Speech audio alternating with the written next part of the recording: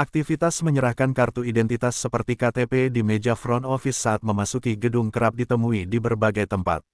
Langkah tersebut bahkan menjadi prosedur wajib di sejumlah lokasi, mengingat pengunjung tidak akan diizinkan masuk jika tidak membawa atau menyerahkan identitas. Namun, tahukah Anda, praktik tersebut ternyata berpotensi melanggar prinsip perlindungan data pribadi.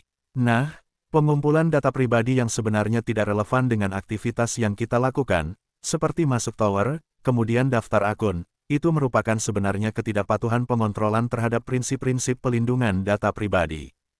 Pengumpulan data semacam itu dapat dikategorikan sebagai pelanggaran karena tidak memenuhi sejumlah prinsip dasar. Salah satunya berkaitan dengan tujuan pengumpulan data yang seharusnya terbatas dan relevan. Kami menilai, pengendali data tidak memenuhi unsur keabsahan. Pasalnya, data pribadi yang dikumpulkan tidak selalu relevan dengan tujuan pengambilan data tersebut, bahkan berpotensi digunakan untuk kepentingan lain. Indonesia sendiri telah memiliki aturan privasi lewat Undang-Undang Pelindungan Data Pribadi sejak 2022. Aturan ini mengatur dengan ketat hak warga Republik Indonesia sebagai pemilik data pribadi serta menetapkan ancaman sanksi bagi perusahaan serta institusi pemerintah yang lalai melindungi data pribadi. Sayangnya, menurut Pasorama implementasi undang-undang tersebut masih tersendat karena pemerintah belum mendirikan Badan Pengawas Pelindungan Data Pribadi seperti perintah undang-undang badan pengawas tersebut, seharusnya berdiri 1 tahun sejak undang-undang diterbitkan yang jatuh pada tanggal 17 Oktober tahun 2024.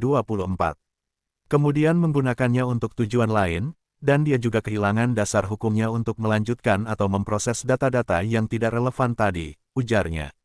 Pihak pengelola gedung seharusnya bisa mencari cara selain mengumpulkan KTP atau pemindaian wajah, dalam hal ini cara yang tidak berisiko untuk masyarakat.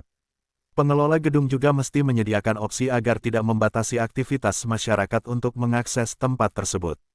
Pasorama menegaskan, privasi harusnya bisa diberikan secara default dan by design. Pelindungan atas privasi juga harus dilakukan oleh pengelola area-area terbatas, termasuk untuk gedung.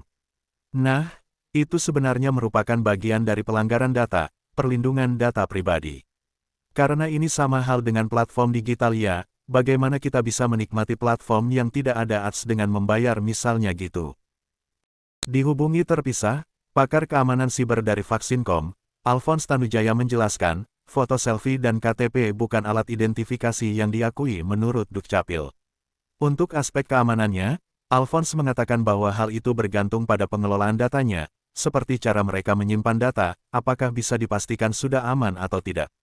Lalu apakah itu aman atau tidak ya tergantunglah pengelola datanya, bagaimana dia menyimpan data itu. Kalau dia tidak menyimpan dengan aman ya kalau data bocor ya selesai juga, kata Alphonse. Yang tidak selesai juga akan bocor datanya gitu loh. Beserta fotonya, mukanya, selfie-nya, yang tinggal dikerjain pakai AI kan, dipermak lagi, tandas dia.